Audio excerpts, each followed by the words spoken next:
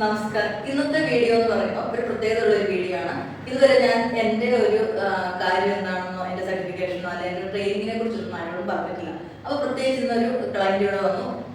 ആ കൊച്ചിന് കുറച്ച് കാര്യങ്ങൾ ഇതിനെക്കുറിച്ച് അറിയണമെന്ന് പറഞ്ഞു. അപ്പം എന്നെക്കുറിച്ച് നിങ്ങൾക്കുള്ള ഒരു കുറച്ച് സംശയങ്ങളും ഈ കുട്ടിയുടെ ചോദ്യമായിട്ട് നിങ്ങൾക്കുള്ള ഒരു സംശയ നിവാരണത്തിന്റെ രീതിയിൽ ഒരു വീഡിയോ എടുത്തേക്കാൻ നോക്കും. നമ്മൾ വീഡിയോ പൊതുവെ ഇടുന്നതാണ്, ഇതിനെക്കുറിച്ചൊരു വീഡിയോ ഇട്ടിട്ടില്ല. അപ്പോൾ ആ കൊച്ചിന്റെ സംശയങ്ങൾ ഓടൊപ്പം നിങ്ങളുടെ സംശയം മാറാൻ വേണ്ടി ഇതിനെ എല്ലാവർക്കും വേണ്ടി ഒന്ന് സെൻഡ് ചെയ്യുന്നതാണ്. അപ്പോൾ ഇനിയിപ്പം എന്നെക്കുറിച്ച് ഞാൻ ചെറുതായിട്ട് പറയാം. എൻ്റെ പേര് രാജേഷ് ചന്ദ്ര. നമുക്ക് പോലീസ് സ്റ്റേഷന്റെ അടുത്ത് എതിരായിട്ട് ഒരു ലേഡീസിന്റെ ഫിറ്റ്നസ് സെന്ററും പാർലറും ഉണ്ട്. അപ്പോൾ പൊതുവെ എല്ലാവരും ഒരു തോന്നലുണ്ട് പാർലറിലാണ് ഞാൻ സ്ഥിരം എന്ന്. പക്ഷേ പാർലർ നമ്മൾ കുറച്ച് കാര്യത്തിന് വേണ്ടി ചെയ്യുന്നുള്ളൂ.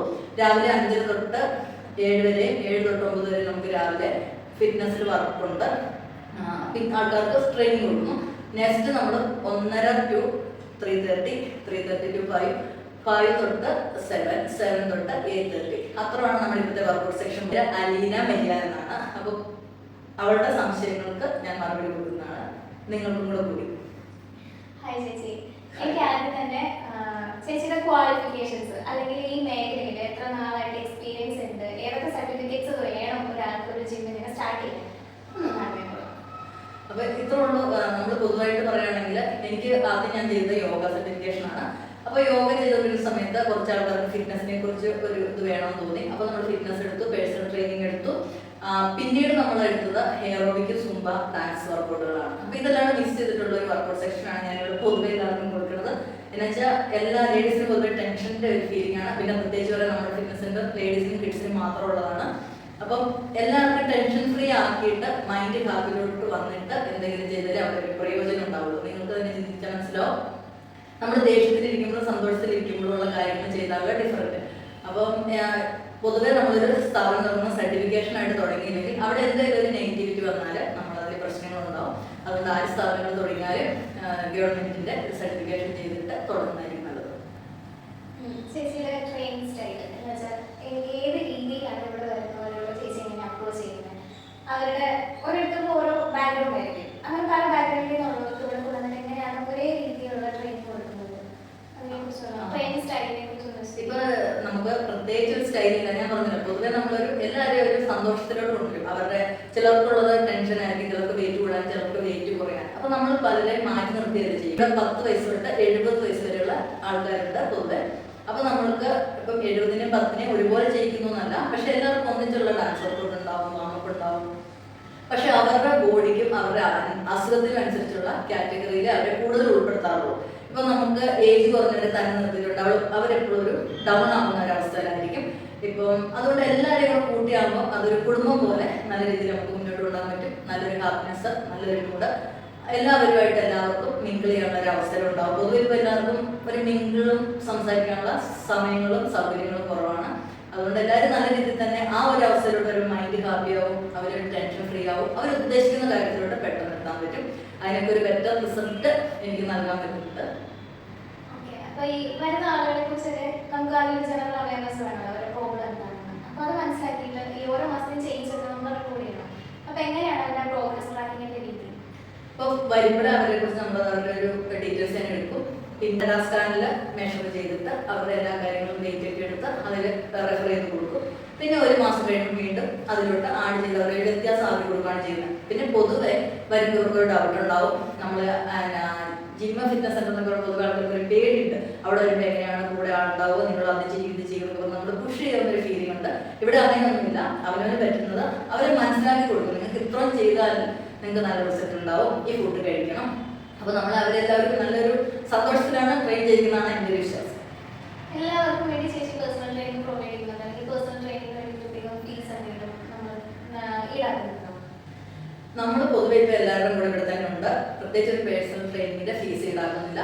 അപ്പോൾ എൻ്റെ ഒരു പൊതുവെയുള്ള ഒരു വിശ്വാസം, നമ്മൾ നല്ല കാര്യങ്ങൾ കൂടുതൽ ചെയ്തു കൊടുക്കുന്നതനുസരിച്ച് നമുക്കും കുറേ പ്രയോജനം ഉണ്ടാവും, വരുന്നവർക്കും ഉണ്ടാവും. അതുകൊണ്ട് അവരെങ്ങനെ അവർക്ക് സ്വന്തം നിലയിൽ അവരെ ഒന്ന് സാറ്റിസ്ഫൈ ചെയ്ത് എനിക്കിത് പറ്റും, എന്ത് പണം കുറയ്ക്കാനാണെങ്കിലും കൂട്ടാനാണെങ്കിലും അസുഖങ്ങൾ കുറയ്ക്കാനാണെങ്കിലും എല്ലാത്തിൻ്റെ ഒരു ബേസ് പഠിപ്പിക്കുക, അവരെ സ്വന്തം നിലയിലാക്കുക എന്നുള്ളതാണ്. എന്ന് എന്നെ ബേസ് ചെയ്ത് നിൽക്കാൻ ഞാൻ ഉദ്ദേശിക്കുന്നില്ല. നമ്മുടെ ഡയറ്റിന്റെ രീതികളൊന്നും ഡയറ്റ് എന്നൊക്കെ പറഞ്ഞാൽ ആളുകൾ കുറച്ചുകൂടി ഫോളോ ചെയ്യാൻ ഇപ്പോഴത്തെ ഒരു സ്റ്റൈൽ കുറച്ച് ബുദ്ധിമുട്ടായിരിക്കുമല്ലോ. നമ്മൾ അത്ര ഇഷ്ടപ്പെട്ട ഫുഡൊക്കെ പെട്ടെന്ന് നമ്മൾ മാക്സിമം അവോയ്ഡ് ചെയ്യാന്നൊക്കെ ചേച്ചിയുടെ ഒരു സ്റ്റൈൽ എങ്ങനെയാണ് ഡയറ്റ്? ഡയറ്റ് എന്ന് പറയുമ്പോഴാണ് ഏറ്റവും പ്രാധാന്യമായിട്ട് നമ്മൾ ഡയറ്റ് ചോദിച്ചാൽ എല്ലാവരും വരാറുള്ളൂ. പ്രത്യേകിച്ച് നമ്മുടെ മലയാളീസിന്റെ ഏറ്റവും ഇഷ്ടമുള്ള സാധനം റൈസാണ്, ചോറാണ്. അപ്പൊ ചോറിനെ ഒഴിവാക്കാൻ എല്ലാവർക്കും ഇച്ചിരി ബുദ്ധിമുട്ടുണ്ട്. അപ്പം നമുക്ക് വേണ്ട ദിവസം ചോറ് കഴിച്ചോളാം തന്നെ പറയും, നല്ലൊരു ഫംഗ്ഷനുണ്ട് ഫുഡ് കഴിച്ചോളാം തന്നെ പറയും. അത് കഴിഞ്ഞ് മെയിൻറ്റെയിൻസ് ചെയ്യുകയാണ് നല്ലത്. ഇപ്പൊ നമുക്കൊരു ഡെയിലി റൊട്ടീൻ ഉണ്ട്. ഇപ്പൊ ഞാൻ സ്ഥിരം 7 മണി വരെ കിടന്നുറങ്ങുന്ന ഒരാളാണെങ്കിൽ അയാളെ പിടിച്ച് 5 മണിക്ക് ഏൽപ്പിച്ച് അയാൾ കേൾക്കില്ല. എനിക്കൊരു ഉദാഹരണം പറയുന്നതാണ്. അവരുടെ ഒരു റൊട്ടീൻ തന്നെ മാറിപ്പോൾ. അതുകൊണ്ട് നമ്മുടെ ഡെയിലിയിലുള്ള റൊട്ടീനിൽ പതുക്കെ വ്യത്യാസം വരുത്താം. നമുക്കൊരു 7 മണി എന്നുള്ളത് അയാൾ ഒരു 6 മണിക്കാക്കാം. അതുപോലെ നിങ്ങളുടെ ഫുഡ് നിങ്ങൾക്ക് ഇഷ്ടപ്പെട്ടത് അളവ് കുറച്ച് പല ടൈമാക്കി എന്താ അങ്ങനെ ഒരു രീതിയിൽ അവരെ റൈസൊക്കെ കഴിച്ച് കൊണ്ടുവന്ന് കഴിയുമ്പോൾ അവർക്ക് തന്നെ മനസ്സിലാവും ഞാനിത് നിർത്തി എനിക്ക് ഈ പ്രയോജനം ഉണ്ട്. അപ്പൊ നമ്മുടെ മനസ്സ് എന്ത് ഇഷ്ടപ്പെട്ട് ചെയ്താലും നമുക്ക് ബോഡിയിൽ പ്രവർത്തിക്കും. നമ്മുടെ ഡയറ്റ് എന്ന് പറഞ്ഞാൽ റൈസ് ഒഴിവാക്കിയിട്ടല്ല. റൈസ് മലയാളികൾക്ക് ഒഴിവാക്കാൻ പറ്റാത്തൊരു കാര്യമാണ്. അപ്പൊ നമുക്ക് നല്ല ഫംഗ്ഷനുള്ള ഫുഡ് കഴിക്കണം, ബിരിയാണി കഴിക്കണം, കുഴിമന്തി കഴിക്കണം. എല്ലാവരും നമ്മൾ ഫുഡ് കഴിക്കാൻ വേണ്ടിയാണ് നമ്മൾ പൊതുവെ ജീവിക്കുന്നത് തന്നെ പറയാം, തൊഴിൽ ചെയ്യുന്നതെന്നും പറയാം. അപ്പൊ നമ്മുടെ ഇഷ്ടപ്പെട്ട ഫുഡൊന്നും മാറ്റേണ്ട കാര്യമില്ല. അളവ് കുറയ്ക്കുക, പല ടൈം ആക്കുക. പിന്നെ നമുക്ക് കുറച്ച് കഴിയുമ്പോൾ മനസ്സിലാവും നമുക്ക് ഏത് ഫുഡ് ഒഴിവാക്കി നമുക്ക് ഇത്ര ഹെൽത്ത് ഇഷ്യൂസ് മാറുമെന്ന്. അപ്പം നമ്മൾ അറിഞ്ഞുകൊണ്ട് തന്നെ അതിന് വ്യത്യാസം വരുത്താൻ പറ്റും. പിന്നെ ഒരു റൊട്ടീൻ അങ്ങ് പോയി കഴിഞ്ഞിട്ടിരിക്കുന്ന ആ ഫുഡിനെ പെട്ടെന്ന് പിടിച്ചു നിർത്തിയാൽ നമ്മുടെ സ്കിൻ ചൂടും, നമ്മുടെ മുടികൾ പൊഴിയും. അങ്ങനെ കുറെ നമ്മുടെ യങ് ആയിട്ടുള്ള ഒരവസ്ഥ മാറും. അപ്പൊ അതുകൊണ്ട് നമ്മുടെ ഡയറ്റ് എന്ന് പറയുമ്പോൾ നാച്ചുറൽ ഡയറ്റ് ആണ്. നിങ്ങൾക്ക് എപ്പോഴും മെയിൻറ്റെയിൻസ് ചെയ്യാം. നമ്മൾ കഴിക്കുന്ന ഫുഡ് തന്നെ അഡ്ജസ്റ്റബിൾ ആണ്. ഫ്രൂട്ട്സ് കൂടുതലുണ്ടാവും. പിന്നെ അങ്ങനെ നിങ്ങൾക്ക് ഇഷ്ടമുള്ള കുറേ സാധനങ്ങൾ ബേസ് ചെയ്തിട്ടാണ്. അപ്പൊ ഓരോരുത്തരുടെ ഇഷ്ടത്തിനനുസരിച്ച് അത് മാറ്റി കൊടുക്കാറുണ്ട്. അപ്പൊ നമ്മുടെ സ്കിൻ നല്ല ഗ്ലോ ആയിട്ടിരിക്കും. വണ്ണം കുറഞ്ഞാലും നിങ്ങൾക്ക് സ്കിന്നൊന്നും പേടാവില്ല, കുരുക്കൾ വരില്ല, തലമുടി പൊഴിയില്ല. എല്ലാ ഹെൽത്തും കൂട്ടി നമുക്ക് ആവശ്യമുണ്ടെങ്കിൽ നമ്മുടെ ശരീരം മെയിൻറ്റെയിൻസ് ചെയ്തെടുക്കാൻ പറ്റും. അതാണ് ഞാൻ ഇവിടെ ചെയ്യുന്നത്. ട്രെയിനിങ് എങ്ങനെയാണ്? സ്ട്രെങ്ത് ട്രെയിനിങ് എന്നുള്ള രീതി ഫോക്കസ് ചെയ്താണ് വെച്ച് കൊടുക്കുന്നത്. അതുപോലെ ബാക്കി എക്സസൈസിന്റെ ടെക്നിക്കുകൾ എന്തൊക്കെയാണ് മെയിനായിട്ട്? പൊതുവെ ഞാനിവിടെ നമുക്ക് ലേഡീസിന് വേണ്ടത് ഇപ്പൊ മിക്കവർക്കും തന്നെ വാദത്തിന്റെ അസുഖം ഉണ്ടാവും, PCOD, തൈറോയിഡ്, അങ്ങനെ കുറെ ഇഷ്യൂസ് ഉണ്ട്. അപ്പൊ അവർക്കൊക്കെ എനിക്ക് മനസ്സിലാക്കി തന്ന കാര്യം നമ്മുടെ ബോഡി ഫ്ലെക്സിബിലിറ്റി ആകണം, മൈൻഡ് ഹാപ്പിനെസ് വേണം. യോഗ, സുംബ, കാർഡിയോ വർക്കൗട്ടുകൾ, പിന്നെ കുറച്ച് ഓടിച്ചാടിയുള്ള വർക്കൗട്ടുകൾ, ഫ്ലെക്സിബിലിറ്റികളുള്ള നമ്മളിവിടെ തവളചാട്ടം വരെ ചെയ്യുന്നു. അപ്പോൾ നമുക്ക് പൊതുവെ നമ്മുടെ ഫ്ലെക്സിബിലിറ്റി കൂടുന്നതനുസരിച്ച് നമുക്ക് അങ്ങനെയുള്ള പെയിനുകളും നീർക്കെട്ടുകളെല്ലാം മാറും. പൊതുവെ നമുക്കൊരു ഹാപ്പി മൂഡിലോട്ട് വരും. പിന്നെ ഫാറ്റ് ബേണിങ്ങിനും അതാണ് നല്ലത്. അപ്പോൾ നമ്മൾ ഇത്ര നാളത്തെ ഒരു ഇത് വെച്ചിട്ട് ഞാൻ എൻ്റെ ഫിറ്റ്നസ് സെൻ്ററിൽ പല ഫിറ്റ്നസ് സെൻ്ററിലും അവരുടെ ആ ഒരു ട്രെയിനറുടെ അനുസരിച്ച് മനസ്സിൽ വരുന്നതാണ് ചെയ്യുന്നത്. അപ്പോൾ നമുക്കിവിടെ ഇത് കറക്റ്റായി തോന്നിയുകൊണ്ട് ഇതെല്ലാം ബേസ് ചെയ്തിട്ട് ഉള്ള ഒരു വർക്കൗട്ട് സെഷനാണ് കൊടുക്കുന്നത്. ചേച്ചി ആദ്യം തന്നെ ഇപ്പോഴത്തെ ഒരു സാഹചര്യത്തിൽ നമുക്ക് ഫിറ്റ്നസിന്റെ അത്യാവശ്യമാണ്, അതിന്റെ ഒരു ആവശ്യകത എന്താണെന്ന് പറയാം? ഇപ്പോൾ നിങ്ങൾ അതിനെക്കുറിച്ച് പറയുകയാണെന്നുണ്ടെങ്കിൽ ഇപ്പൊ നമ്മളെല്ലാവരും ചെയ്ത ജോലി പണ്ടത്തെ പോലെ പറമ്പിൽ പണിയോ ഓടിച്ചാടിയുള്ള പണികളൊന്നുമല്ല, വൈറ്റ് കോളർ ജോലികളാണ്. അപ്പൊ നമുക്ക് അതിനോട് പെട്ടെന്ന് അതിനനുസരിച്ച് അസുഖങ്ങൾ പൊതുവെ കൂടുതലായിരിക്കും. അപ്പൊ നമുക്ക് ഇപ്പൊ ലൈഫ് സ്റ്റൈലായിട്ട് ഫിറ്റ്നസ് മസ്റ്റാണ്.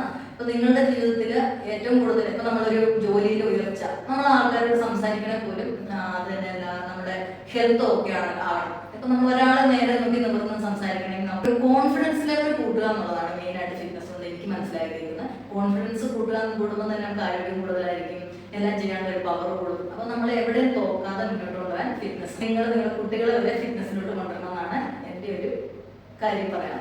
Thank you. Thank you.